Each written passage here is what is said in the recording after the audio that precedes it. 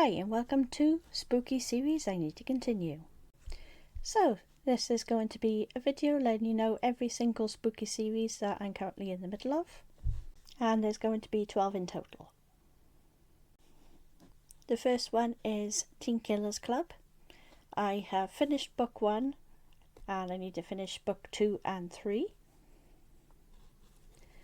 And this is about a young girl called Signal, and she has been framed for her best friend's murder. So in order to avoid life in prison, she's given one other alternative of training to be an assassin at this camp. So that's what she opts for, and it's all about her trying to maintain and prove her innocence.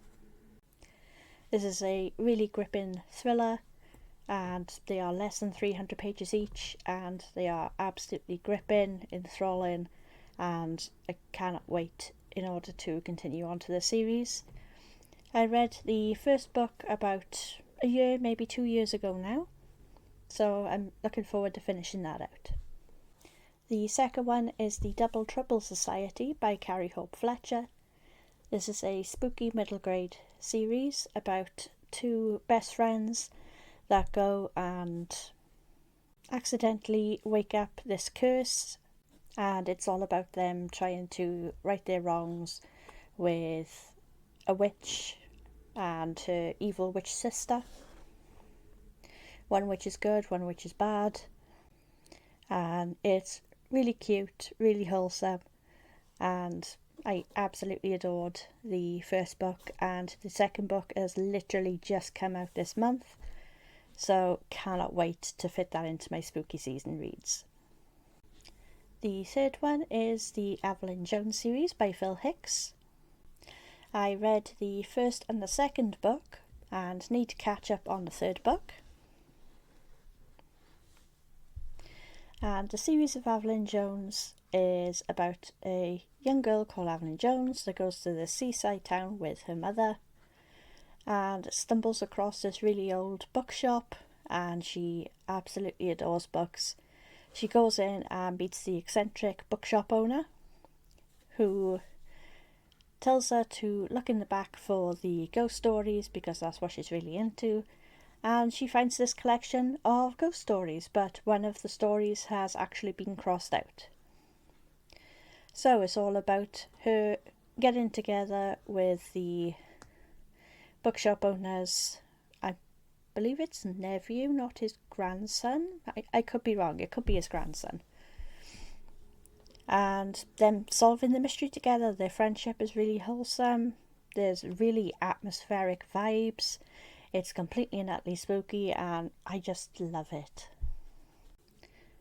The fourth one is the Only a Monster series by Vanessa Len.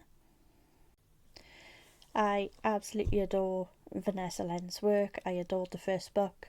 I'm behind on the second book. I'm currently halfway through it. And it's about a young girl who finds out that she's half monster, half human, and goes to work at this museum and finds out that this really rich family is after her because they are monster hunters, and she eventually gets away by touching someone. It could be just as simple as grazing the neck or the arm, and basically it takes a couple of years off the human that she touches, and depending on obviously how long she touches them for is how much life you take off the human. And I think that is such an interesting concept. Obviously she doesn't want to use her power, and she also can't touch any humans either, so she can't really connect with people. And it's all about the different governmental societies that are running this world, and it's just absolutely amazing. The next series is a series called Creep Over by PJ Knight. This is a series of books much like the Goosebumps and Point Horror series. You get individual characters and stories with each book. They are all different, but they are based off this one area. like Fear Street for Fear Street and so on, and Shadyside for Goosebumps and different things like that. So, like I say, you get the individual stories, individual characters, you get loads of different creatures, and even though they're separate stories, they interlock with each other eventually somehow. Like they are in the same universe, in the same world, in the same area. So there's tiny little mentions of the other stories in the book that you're currently reading at the time, but it doesn't spoil anything. It's like, oh yeah, that character from book one, that happened. So, utterly fantastic. I love all the quirky characters and the really spooky vibes, and it does give me goosebumps. So, really enjoy that one. The next series is a sci-fi / horror, and that is The Last Kids on Earth by Max Brallier. This is a very long series. I think there may be 9, possibly 10 books that are currently out at the moment, but I've only ever read the first book, so I have a very long way to go on catching up with that series. And it's basically what the title says. They are the last kids on Earth, or at least in their area. There's been an apocalyptic invasion of different monsters and zombies and different creatures, and they have taken over the town. The town's been evacuated, but they've left behind a handful of kids who basically band together, try and find other survivors and how to survive in this new world that they're finding themselves in.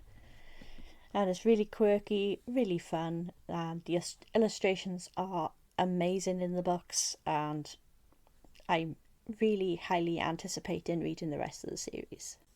The next series is The Last House on Horder Hill by Mickey Leash and Ken Najai. And this is essentially 2 young kids that go to spend the summer at their grandfather's house, and there's a sense of magic and wonderment, and certain things in the house talk and come alive, and it's very much feelings of Beauty and the Beast with the talking furniture and different things like that.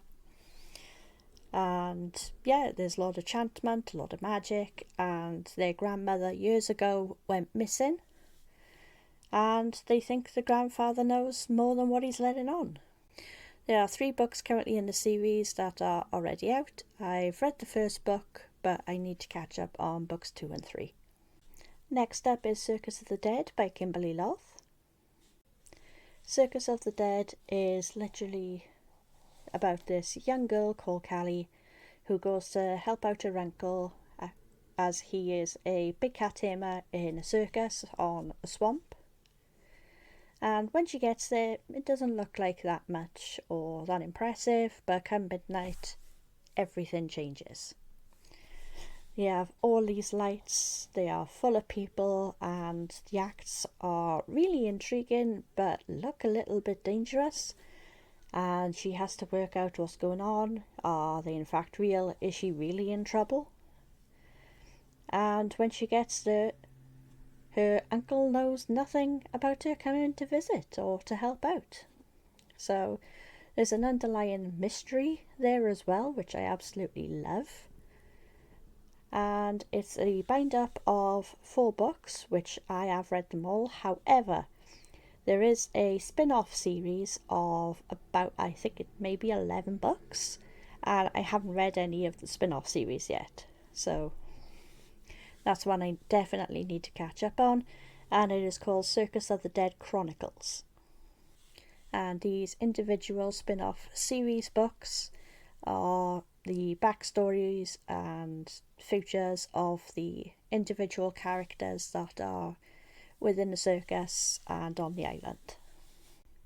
And then we have Return to Fear Street by R.L. Stine. As far as I'm aware, there are currently 3 books out. I read the first book, but not books 2 and 3, so I need to catch up on them. Return to Fear Street is all about 2 weddings decades apart. And there is something that links the 2 weddings together. There's either an accidental death or a murder. And we basically have to go between the 2 timelines and work out what exactly happened and if it is a murder and who done it. It is fantastic.